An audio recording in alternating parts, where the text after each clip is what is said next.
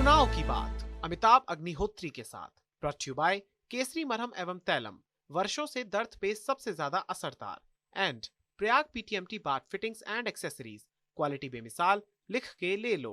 नमस्कार, चुनाव की बात अमिताभ के साथ में आपका बहुत बहुत स्वागत है। उत्तर प्रदेश का चुनावी महायुद्ध अब समापन की ओर है। सोमवार को 7वें चरण का मतदान संपन्न हो जाएगा और उसके साथ ही ये लगभग 2 महीने की एक लंबी राजनीतिक कसरत समाप्त हो जाएगी। 10 मार्च को नतीजे आएंगे और ये तय हो जाएगा कि देश के सबसे बड़े सूबे पर शासन किसका होगा। लेकिन आज 7वें चरण के लिए प्रचार का आखिरी दिन था और आखिरी दिन अगर आप पूछें मुझसे कि आखिरी दिन सबसे बड़ा मुद्दा कौन सा रहा जो सब जगह हावी रहा, सारे मंचों पर प्रचार के, तो मैं कहूंगा वो मुद्दा था रोजगार का, भर्ती का, नौकरी का। गृहमंत्री अमित शाह के मंच पर मल्हनी में वो थे। उस मंच पर जो पोडियम था उस पर बाकायदा ये स्टिकर लगाया गया, बिना भेदभाव सबको रोजगार, सबको भर्ती। ये बड़ी बात है। प्रियंका गांधी ने गाजीपुर में ऐलान किया कि भर्ती की जो परीक्षाएं होंगी प्रदेश में, अगर हम सरकार में आए तो उनमें परीक्षार्थियों से कोई फीस नहीं ली जाएगी। अभी बैंक ड्राफ्ट लगता है, कुछ शुल्क लगता है। और अखिलेश यादव तो आप जानते हैं, स्वाभाविक तौर पर जहां भी जा रहे हैं वो शिक्षा मित्र, बीएड, टीईटी, बीटीसी और अनुदेशक, शिक्षा प्रेरक, वो तमाम चीजें दोहराते ही हैं। और इस बात पर उन्होंने भी आज आखिरी दिन दोहराया अपनी हर सभा में कि अगर हम सरकार में आए तो सबसे पहले प्रदेश में खाली पड़ी 12 लाख नौकरियां पूरी करेंगे।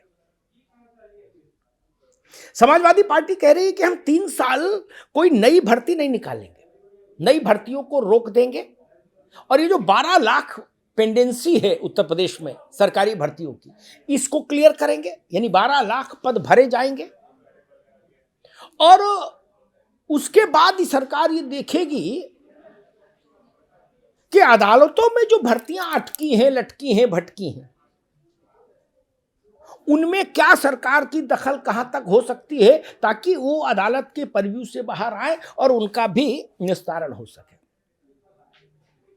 तो ये उत्तर प्रदेश के लिए, उसके भविष्य के लिए आप अच्छा संकेत मानिए कि पहले चरण के पहले दिन प्रचार में न सही, लेकिन आखिरी चरण के आखिरी दिन के प्रचार में सही में रोजगार, रोटी, नौकरी, भर्ती, ये मसला जो हर घर से जुड़ा है, हर नौजवान से जुड़ा है, वो मसला चुनाव का केंद्रीय मुद्दा बन गया।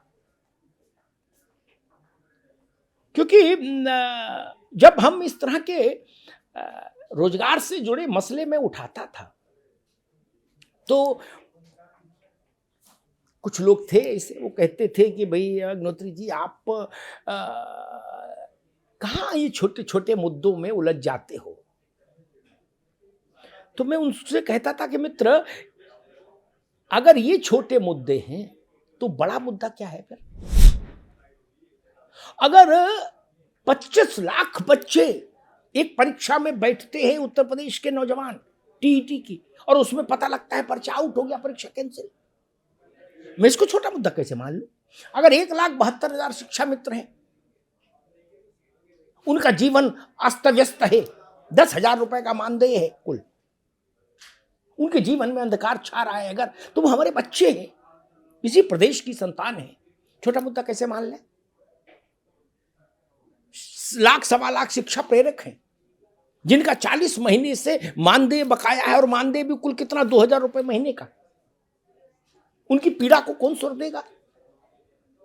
अनुदेशक 30-35 हजार अनुदेशक हैं उत्तर प्रदेश भर में, उनके लिए अदालत ने कहा 17,000 रुपए दीजिए, लेकिन शासन उनको 10,000 भी देना नहीं चाहता। उनको कोर्ट का कहा वेतन क्यों नहीं। इससे तमाम मसले हैं।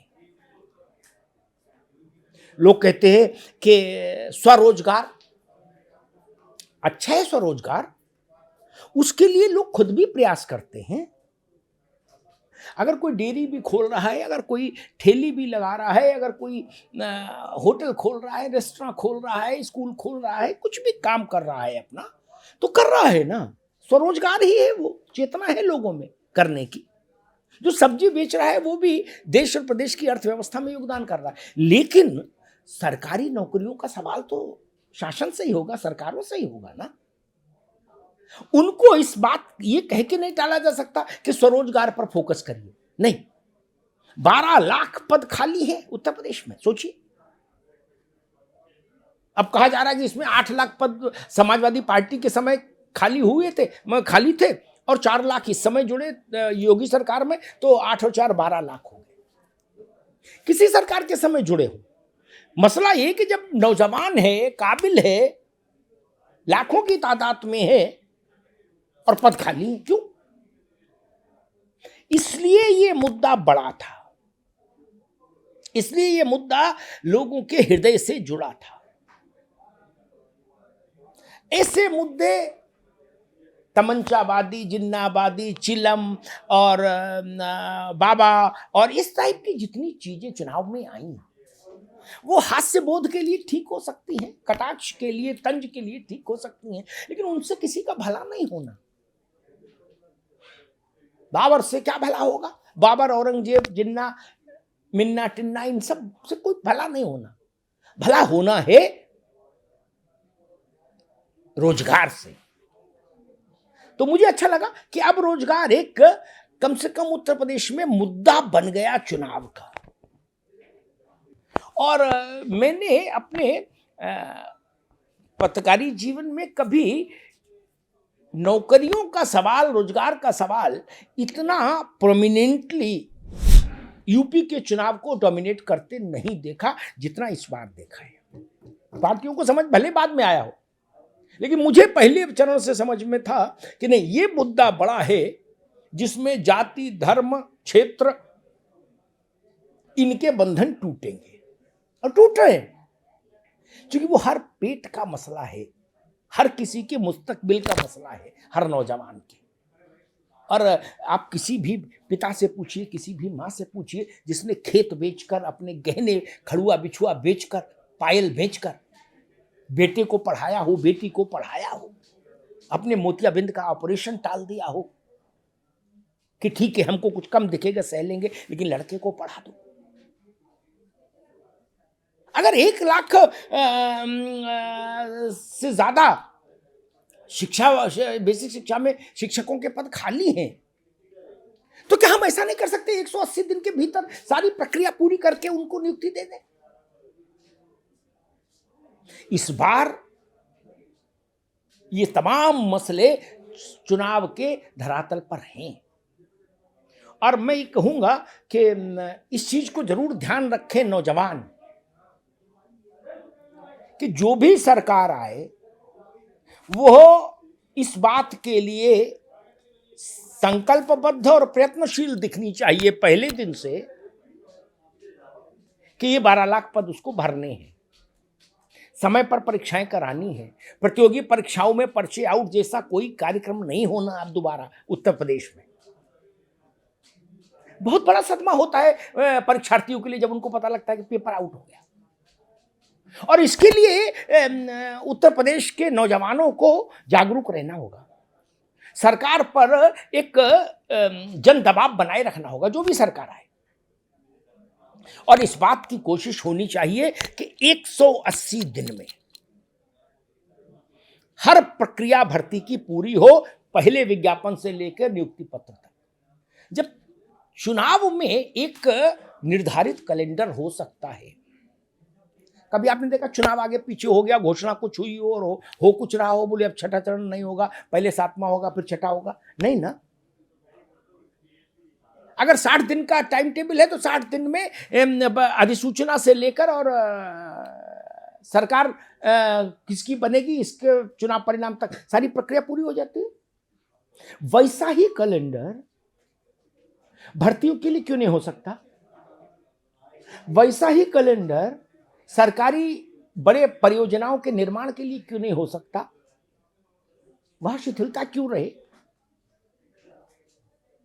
और एक मसला और भी है जो मुझे लगता है कि उत्तर प्रदेश में चुनाव में भी रहा है नौजवानों के मन में, और जो सरकार आएगी उसके सामने भी वो सवाल आएगा। 2 साल करीब कोरोना के चलते उत्तर प्रदेश क्या पूरे देश में खराब हुई, उत्तर प्रदेश में भी खराब हुई। न कोई इम्तिहान हो पाया प्रतियोगी परीक्षाओं का, न कोई भर्ती हो पाई। एक नैसर्गिक न्याय का सिद्धांत कहता है कि नौजवानों के लिए सरकारी सेवाओं में आयु का जो अर्हता है उसमें 2 साल का रिलैक्सेशन देना चाहिए, जो कोरोना के चलते खराब हुई, ताकि उस कोरोना काल के में जो लॉकडाउन लगा या जो जनजीवन ठप हुआ उसका खामियाजा किसी नौजवान को ओवर एज होने के चलते नहीं भुगतना पड़े, होके ना भुगतना पड़े। ये बहुत सरल काम है, इसमें किसी सरकार की कोई पूंजी नहीं लगनी, कोई लागत नहीं लगनी, कोई आर्थिक पक्ष इन्वॉल्व नहीं। सिर्फ एक कार्यकारी आदेश से ये काम हो सकता है कि कोरोना काल में जो लोग कोरोना काल के चलते 2 साल का एज में रिलैक्सेशन। तो आज चुनाव की बात में इतना ही। कल इसी मंच पर फिर हाजिर होऊंगा चुनाव की बात को लेकर। तब तक के लिए धन्यवाद। चुनाव की बात अमिताभ अग्निहोत्री के साथ, ब्रॉट यू बाय केसरी मरहम एवं तैलम, वर्षों से दर्द पे सबसे ज्यादा असरदार, and Prayag PTMT bath fittings and accessories, quality बेमिसाल, लिख के ले लो।